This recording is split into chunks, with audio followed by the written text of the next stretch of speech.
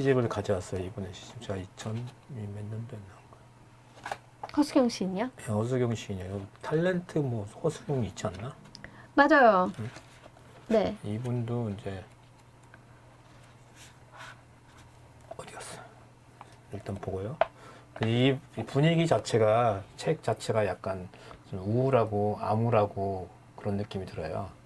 색깔 자체 선택한 게. 남세계. 허수경 시인은 이제 일찍 이제 64년생 경남 진주에서 출생했는데, 예, 1987년도에 이제 등단을 했는데, 그 다음에 독일 유학을 가요.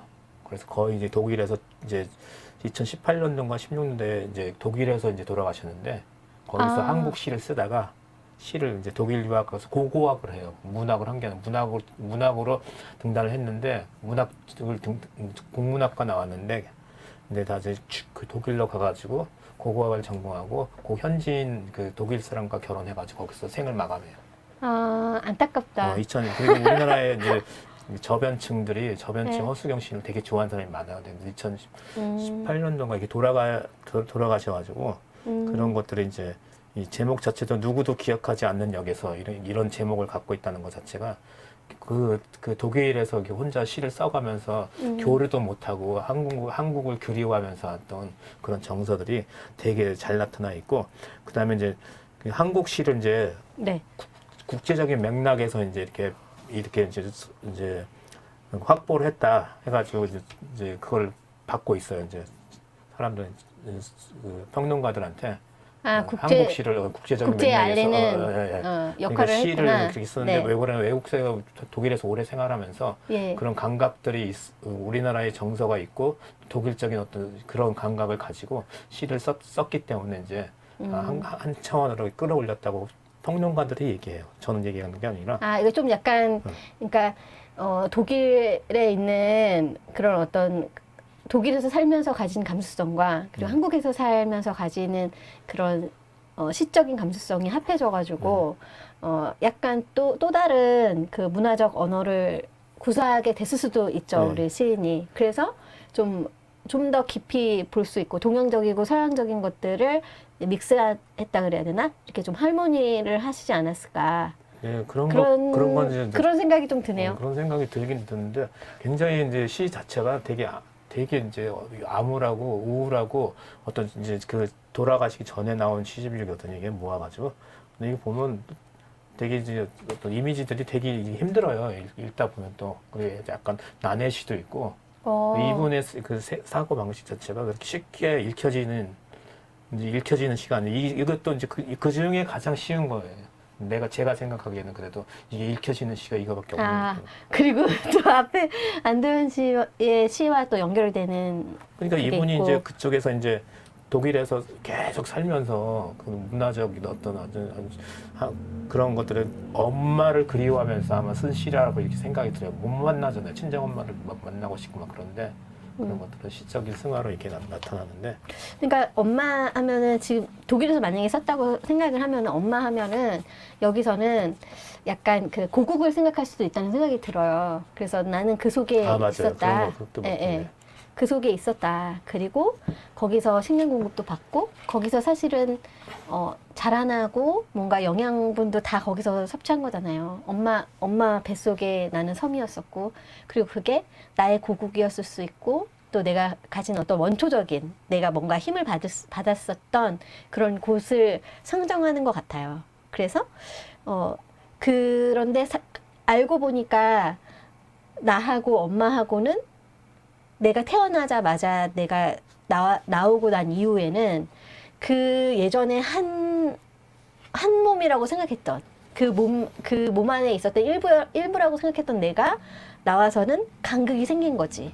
완전 다른 존재였던 거고 다른 섬이 또 생긴 거잖아요. 다른 게 생긴 거야. 그래서 그거를 극복할 수가 없는 거지, 사실은. 그런 거잖아요. 그쵸? 너는 왜 이렇게 해설을 잘해요? 네? 해설을 왜 이렇게 잘해요, 오늘? 오늘 제가 이상하네. 잘합니까? 몸이 안 좋은가 봐. 원래 이게 몸이 안 좋아지면 이게 감수성이 예민해지거든요. 제가 몸이 안 좋아요, 여러분. 아시죠, 다들? 네. 보면서 지금 이게, 네. 이게 이런 시들이 이렇게 깊숙이 들어와요. 그냥 네. 몸이 너무 좋거나 뭐 이 정신 상태가 이 업이 되어 있거나 어떤 텐션이 있으면 시 같은 게 이제 이런 시들이 머리에 안 들어온다니까요.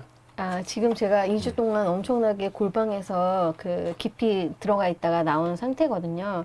저 방송 처음이에요. 제가 다른 거는 다 못하겠는데 그 시는 하게 해달라. 그렇게 정 대표에게 이야기를 했고요. 정 대표가 원래 4번째까지 시술할 때는 그렇게 저한테 강하게 뭘 하지 말라, 뭐 안 된다 이런 얘기 하지 않았는데 5번째 시술이 들어갔더니 되게 저를 제재하고 나오지도 못하게 하고 막 그랬거든요, 사실은. 근데 제가 하나 할 수 있었던 게 이 시 방송이었어요, 오늘. 그래서 시를 그랬더니 이 시를 보니까 제가 무한한 고독 속에서 2주를 보내고 와서 보니까 더 많이 이게 또 와닿는 것 같아요. 또 엄마와 나와의 관계 계속 이제 저를 자극하는 이 단어들이 엄청 많이 들어있는 시들을 가져오셔서 그래서 이런 이미지를 연상하시면서 지금 그러니까 예전에 엄마와의 관계라든지 아니면 내가 뭔가 내가 힘을 받았던 어떤 원초적인 그런 이미지 그런 것들을 좀 생각하시면서 보시면 되게 좋겠다라는 생각이 들고. 그러니까 어떻게 생각하면 이제 누구도 기억하지 않는 역에서 이 시집 제목처럼 그곳에 살면서 이 한국을 얼마나 그리워했겠어요, 그러니까 엄마뿐만 아니라 이 엄마라는 이제 마지막 년 뒤에 보면 그때 엄마와의 비극을 간격을 이제 깨달은 순간에 네. 나의 이제 나의 이제 그 영혼의 모호가 생겼다 그러죠. 모호가 MORE가 아니라 모자이다. 모국어가 생긴 거예요. 모국어. 내 영혼의 모국어가 생긴 거예요. 모국어. 그쵸. 예. 근데 그게 생기고 그것은 아마 그것은 아마 독일에서 이제 오랫동안 있으면서 그것은 엄마 말이 아닌 나의 말로 이제 승화가 된 거죠. 그러니까 주체 분리가 돼가지고 이제. 네. 근데 그것을 생각하면 맨 마지막 년에 얼마나 이제 왜 그런지 이분이 암으로 이렇게 투병하시다 돌아가셨거든요. 그러니까 예. 되게 힘든 상태에 있고 그러니까 그런 거를 생각하고 막 이제 외롭고 힘들고 고독하고 걸 생각하고 보니까 그 생각을 하다 보니까 어떻게 웃기고도 웃음이 나오기도 하고 서글프기도 하고 이런 양가 감정이 막 생기는 거니까. 네. 그러니까 이런 거를 어떻게 비유를 했냐면 겨울숲에서 혼자 병들어 죽어 풍장되는 늑대의 아가리처럼. 이게 늑대가 죽어가지고 이게 우리 동물의 왕국 보면 뼈만 돼가지고 바람이 막 풍화돼가지고 그 죽음을 상징하는 그런 것도 늑대가 예전에 화려했던 어떤 포유동물이었었는데 그런 것처럼 인간도 자기가 그렇게 됐다 이렇게 생각을 하는 거예요. 그러니까 얼마나 외로우면 이게 네. 풍화돼가지고 풍장되는 늑대의 아가리처럼. 풍장됐다고 이제. 네. 아, 근데 늑대의 아가리라 그러니까 더 뭐랄까 이렇게 강력한 이미지라는 네, 이미지가 강력하고 네. 정말 고독한 느낌이 네, 들잖아요. 네. 한때는 네. 늑대도 잘 싸우잖아요, 얘네도 네. 몰려다니면서. 그러니까 누구의 죽음, 뭐 사람의 뭐 가죽이 벗겨져, 뭐 흙이 되어, 뭐 어쩌고저쩌고 뭐 그런 말들을 덧붙일 수 있잖아요. 그런데 여기에는 풍장되는 늑대의 아가리처럼이라고 했잖아요. 간단하게 단어 풍장이랑 늑대라는 그 동물을 그 동물의 죽음이 어떠한지 우린 난 잘 몰랐어요. 근데 이거 보니까 아 이렇게 죽는구나 생각이 들었는데 풍장되는 바람에 막 땅속에 묻히지 않나 봐요. 내가 볼 때는 풍장이라고 하는 것은 어쨌든 바깥에서 완전히 사그라지는 걸 말하는 거니까. 이게 바람 풍자에다 장례할 때 장자거든요. 그러니까요. 그러니까 바람에 의해서 이렇게 사그라지는 늑대의 모습을 보여주면서 죽음을 상징하는 건데 이 죽음의 근원이 되는 게 어디서 출발했냐면 섬에서 분리되는 순간. 그러니까 내가 한국에서 독일로 온 순간 벌써 오고 계속 지속되고 있는 거죠. 그러니까 그거를 계속 생각하고 있는 늑대 그거를 계속 그 이미지를 생각하고 얼마나 나중에 이제 돌아가실 때쯤 되면 얼마나 이게 이제 고독하고 힘들었을까. 그러니까요. 저는 근데 이 단어가 너무 우리가 별로 사용하지 않는 그러니까 우리가 생각하지도 못했던 그런데 너무나 강렬한 그 이미지여가지고 되게 가슴에 딱 꽂힌다 그래야 되나 그런 것 같아요. 겨울숲에서 혼자 병들어 죽어 풍장되는 늑대의 아가리처럼. 이게 너무 저는 마음에 와닿았고, 그리고 내 영혼의 모호가 생겼다는 부분에 있어서, 그러니까 엄마와 내가 그 섬에서 나왔을 때, 엄마가, 그러니까 섬으로서 그 안에서 있다가 나왔잖아요. 완전 나오고 난 다음에 그 엄마라는 존재, 어떻게 보면 고국이라는 존재가 나한테는 그 모어가 되는 거지. 그러니까 그것이 나한테 하나의, 나를 삶에 이끌어가는 무엇이 된 거예요. 무엇 자체가 된 거지. 그 엄마 자체랑 나랑은 비극적으로 사실은 떨어지게 되었으나 그것이 나의 삶을 이끌어가는 어떤 커다란 존재가 된 거야. 그 모어가 된 거죠. 그런데 그 모어가 된 상태에서 그 비극이 나한테 떨어져 있다는 비극이 항상 존재하는 한 나는 너무 서글프고 그런 거예요. 너무 힘들고. 그런 게 아닐까요? 네. 네. 뭐 해설이야 뭐 다 네. 자기가 각자 하면 다 맞는 거니까 과감하게 하면 돼요, 그냥. 네. 그래서 오늘 시 엄마와 나의 관계 허수경 시인의 시를 또 가져오셨고 이렇게 타국에서 타지라 그래야 되나? 거기가 타국이라고 해야 되겠죠. 타국이죠. 태어나지 않은 곳에서 살다가 죽게 된 한 사람이 남긴 시인 거죠. 이게 사실은 그 네. 시를 저희가 한번 봤습니다. 그래서 허수경 시인의 시를 읽고 여기 이제 이미지 명화를 같이 또 보도록 하겠습니다. 엄마와 나의 관계 허수경. 엄마의 자궁 안에서 나는 엄마 속의 섬이었다. 섬은 엄마에게서 봄에 식량 공급을 받았다. 영혼도 넙죽 식량 공급을 받았겠지. 남을 채우고 섬은 바깥으로 나왔다.